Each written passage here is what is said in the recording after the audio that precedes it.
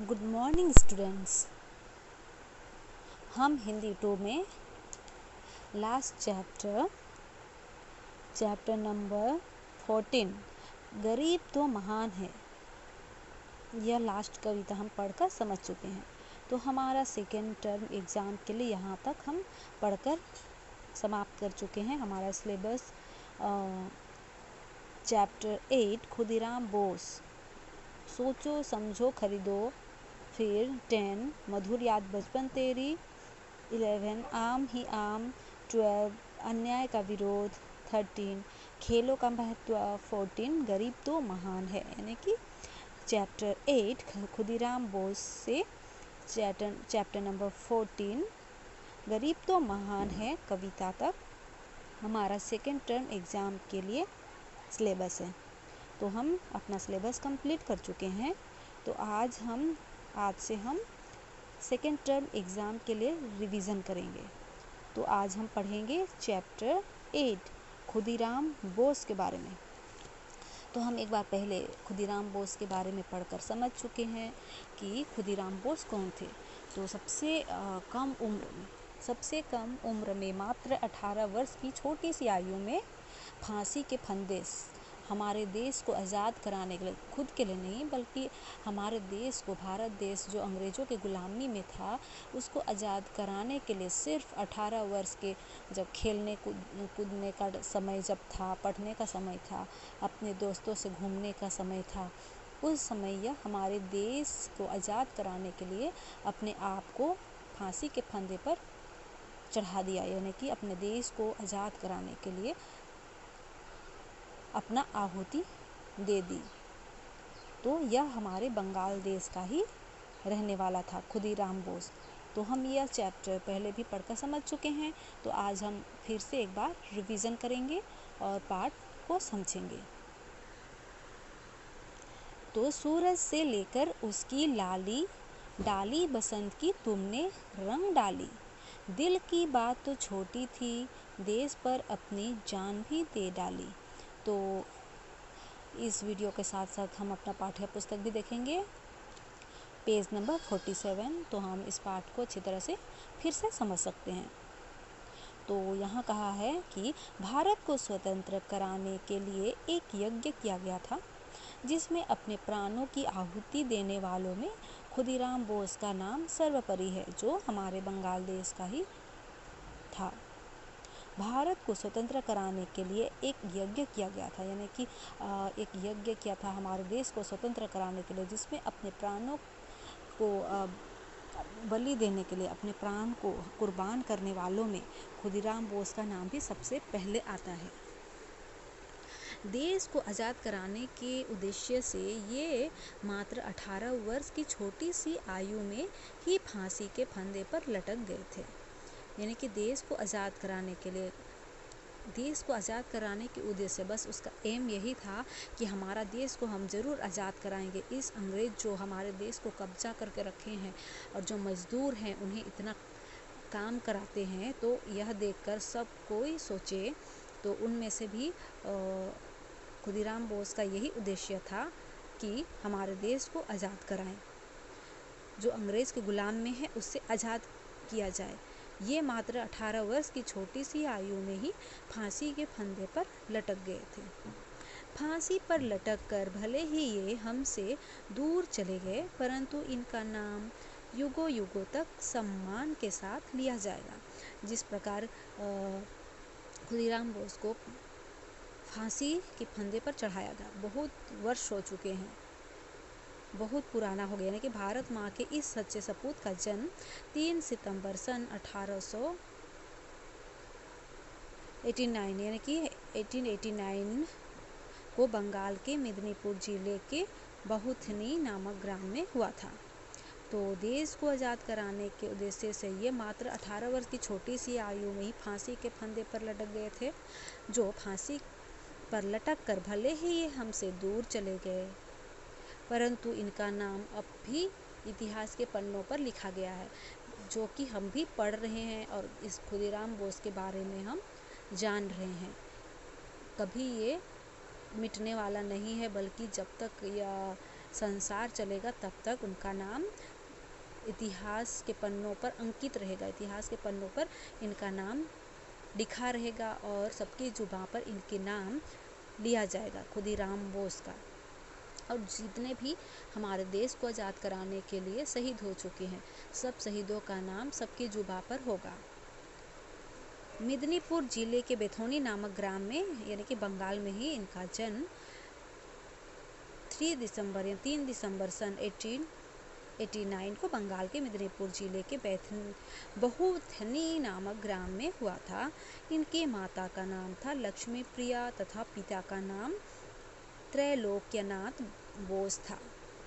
खुदीराम बोस के जन्म से पूर्व इनके घर में कोई पुत्र हुए, यानी कि कितने पुत्र हुए, लेकिन सभी शीघ्र ही यह लोग छोड़ गए। यानी कि मिदनीपुर जो हमारे बंगाल देश में ही है, हमारे बंगाल में ही है, वहीं पर मिदनीपुर एक है, जिला है, वहाँ का एक गांव है, बहुथैनी नामक गांव का नाम है, वहाँ खुदीराम बोस का जन्म हुआ था। और उनकी माता का नाम था लक्ष्मी प्रिया तथा पिता का नाम था त्रैलोक्यनाथ बोस। तो खुदीराम बोस के जन्म से पूर्व, यानी कि जन्म से पहले, खुदीराम बोस के जन्म से पहले इनके घर में कितने पुत्र हो चुके थे, परंतु सभी शीघ्र ही यह लोग छोड़कर चले जाने की सबको मृत्यु हो गई, सभी पुत्र का मृत्यु हो गई। इसी कारण इनके जन्म पर इन्हें बंगाली रिवाज के अनुसार 3 मुट्ठी चावल में इनकी बड़ी बहन को बेच दिया गया था। यानी कि इसकी बड़ी बहन जो थी उसे 3 मुट्ठी चावल में बेच दिया गया था। इसके कारण इनका नाम खुदीराम पड़ा। अभी खुदीराम छोटे ही थे तब इनके माता पिता का निधन हो गया। यानी कि खुदीराम बोस छोटे ही थे, छोटे उम्र के ही थे, तभी इनके माता पिता गुजर गए। इन्हें उनकी बड़ी बहन ने पाला, यानी कि जिसे बेच दिया गया था, उसकी बड़ी बहन को, यानी कि 3 मुट्ठी चावल में उनकी जो बड़ी बहन को बेच दिया गया था, तो इन्हें उनकी बड़ी बहन ने ही पाला। इनका मन बचपन से ही पढ़ाई में नहीं लगता था, यानी कि बचपन से ही पढ़ने लिखने में खुदीराम बोस का ध्यान बिल्कुल भी नहीं था। ये तो वीरता भरे कार्य तथा साहस का प्रदर्शन करते थे। यानी कि जब छोटी सी उम्र में, छोटा था तो पढ़ने का उम्र था, तो इसे पढ़ने का मन नहीं होता था, क्योंकि लोगों को उस समय देखा कि जो अंग्रेज गुलाम बना के रखे थे, तो हमेशा उस समय जुलूस निकलते रहता था कि हमारे देश को आज़ाद किया जाएगा, अंग्रेज़ों के गुलाम से आज़ाद करेंगे। तो ये सब देखकर, ये नारा देखकर, ये जुलूस जो निकलता था उसे देखकर खुदीराम बोस के ऊपर भी जोश जगा कि हम भी उसमें शामिल हो जाएंगे और हमारे देश को आज़ाद कराएंगे। तो यही सब देखकर उनके मन में यही इच्छा थी कि हमारे देश को आज़ाद कराने के लिए हम अभी हिस्सा लेंगे, इसलिए उनका मन पढ़ने में नहीं था। ये तो वीरता भरे कार्य तथा साहस का प्रदर्शन करते रहते थे। बचपन में ये लड़ाकू स्वभाव के थे। खुदीराम बोस स्कूल के दिनों में ही मिदनीपुर के क्रांतिकारियों के संपर्क में आ गए। सन 1905 में अंग्रेजी सरकार ने बंगाल को 2 हिस्सों में विभाजित करने का निर्णय लिया। यानी कि सन 1905 में अंग्रेजी सरकार जो था वो बंगाल को 2 हिस्सों में बांटना चाहा था। इसके विरोध में जगह जगह प्रदर्शन हुआ करते थे। यानी कि बंगाल को 2 हिस्सों में इन्हें बांटना चाहता था अंग्रेज, तो इनके विरोध में जगह जगह प्रदर्शन किया गया। हजारों की संख्या में विद्रोहियों को बंदी बनाया गया, जो इनके विरोध कर रहे थे, बंगाल का जो विभाजन करना चाहते थे जो अंग्रेज, और यही निर्णय किया था कि बंगाल को 2 भागों में बांट दिया जाए।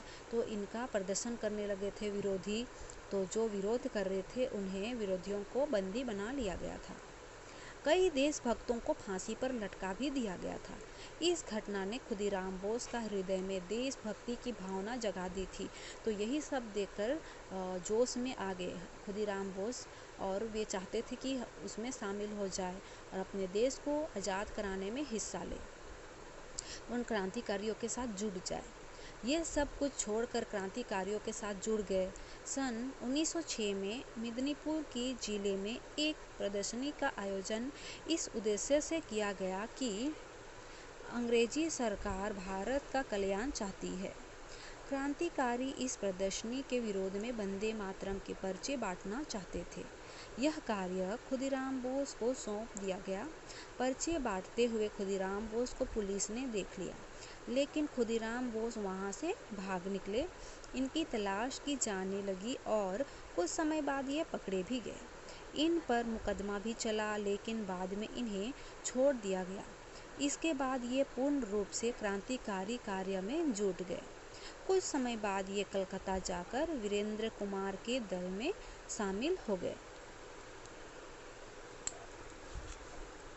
तो हमने पहले भी पढ़ा और समझा कि खुदीराम बोस छोटी सी उम्र में ही उन क्रांतिकारियों को देखा जो हमारे देश को आज़ाद कराने के लिए हिस्से लिए हैं, और उनका जो आवाज़ था वो आवाज़ खुदीराम बोस के कानों में गूंज उठा कि आज़ाद किया जाए, हमारे देश को आज़ाद किया जाए। तो ये सभी नारा उनके दिल दिमाग में खूब गया था। इसलिए खुदीराम बोस छोटी सी उम्र में ही क्रांतिकारी से जुड़ गए और उनसे हिस्सा लेने लगे और उनके साथ में काम करने लगा, और क्रांतिकारी प्रदर्शन का विरोध जो करने लगे थे, वंदे मातरम के पर्चे बांटना चाहते थे, तो यह कार्य खुदीराम बोस को ही सौंप दिया गया था। और पर्चे बांटते हुए खुदीराम बोस को पुलिस ने देख भी लिया था, लेकिन खुदीराम बोस वहां से भाग निकले। इनकी तलाश की जाने लगी, इधर उधर उनकी तलाश की जाने लगी। कुछ समय बाद ये पकड़े भी गए। इन पर मुकदमा भी चला, लेकिन बाद में इन्हें छोड़ दिया गया क्योंकि ये छोटे उम्र के थे। इसके बाद ये पूर्ण रूप से क्रांतिकारी कार्यों में जुट गए। कुछ समय बाद ये कलकत्ता जाकर वीरेंद्र कुमार के दल में शामिल हो गए, और सन 1907 में अंग्रेज सरकार ने काला कानून पास करने इनके देशभक्तों तथा क्रांतिकारियों को भीषण सजाएं दी। तो हम यहाँ तक आज के लिए पढ़ेंगे, और अपनी अगली कक्षा में और आधा जो बच गया है उसे पढ़ेंगे और समझेंगे। तो आप लोगों को यह पाठ ज़रूर समझ में आ गई होगी, क्योंकि हम पहले भी पढ़ चुके थे। तो और एक बार अच्छी तरह से पढ़कर फिर से आप समझ लीजिए।